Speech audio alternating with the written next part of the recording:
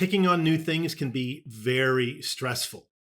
We may not even want the stress. We want the excitement of taking on that new thing, embracing a new challenge, pushing ourselves, striving for more.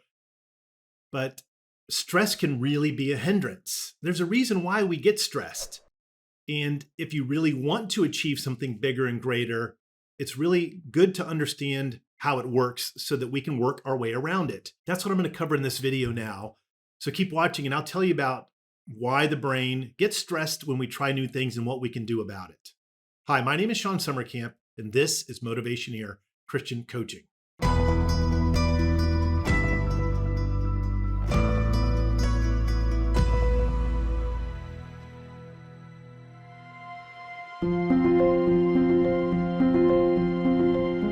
right, I'm not a neuroscientist. I'm not a psychiatrist. I've not done any formal research in how the brain works. But from what I understand, and I think it's safe to say, when we embrace new things, things that we don't have a pattern to recognize, depending upon the level or depth of the investigation, our brains are going to release stress hormones. And when those stress hormones first start happening, our body translates them, at least our consciousness does, as a warning. Like, be careful, be cautious, don't take that risk. And in working with a client recently, I realized, wow, there are lots of people that when they sense this stress hormone release, they stop what they're doing, which is biologically accurate, right? This is the freeze response.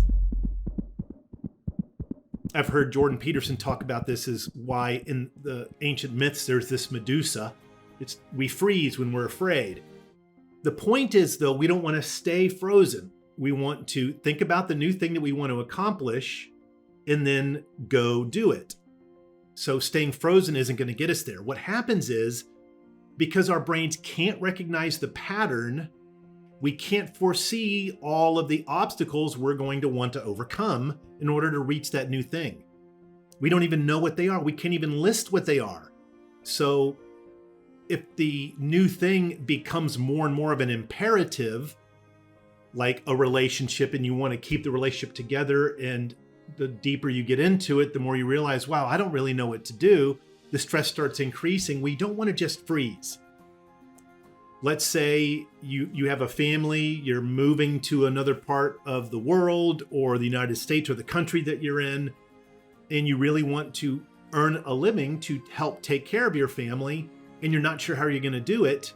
Freezing in that moment is not the best. So what do we do in order to overcome this? Well, recognizing that our brain is just alerting us to the fact that no pattern exists,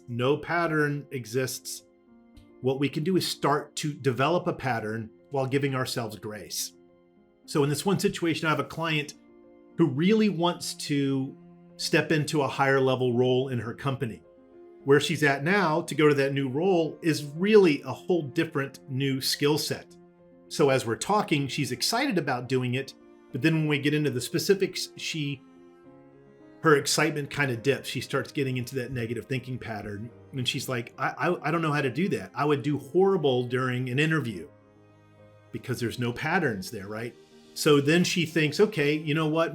What if I went to school or got a very advanced degree certificate in this new area, then go and interview. And then she starts thinking through, what's it going to take to go get that new knowledge formally?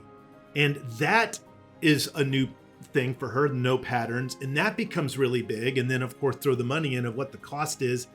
Next thing you know, she is slowed down to a stop. So in our coaching session, what we worked our way to is, let's start to introduce yourself slowly to that new level of skills over a period of time, intentionally, little by little, step by step, so that your brain starts to get more accustomed to that additional knowledge, so that you can start to think of it in a way that's more familiar to you. As soon as it becomes familiar to us, the stress goes away.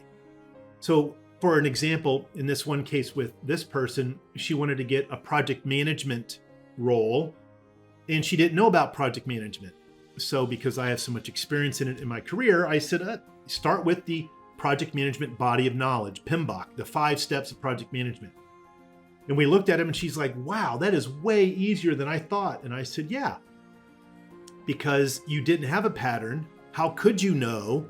You couldn't. So do a little bit of research. Now we're living a time where AI is really starting to take off, and we have online search engines like Bing and Bard, Microsoft and Google, that we can literally ask questions to, and they will give us beautiful, specific, amazing answers. Much easier than just kind of blanketly searching the internet for information about learning new skills. So we can say, if I'm in a specific role in a company with this job title, and I want to become somebody in the same company with this new job title, where can I learn about how the skills needed for that new job title? And Bing and Bard will tell you step by bloody step exactly what to do. We live in a unique time.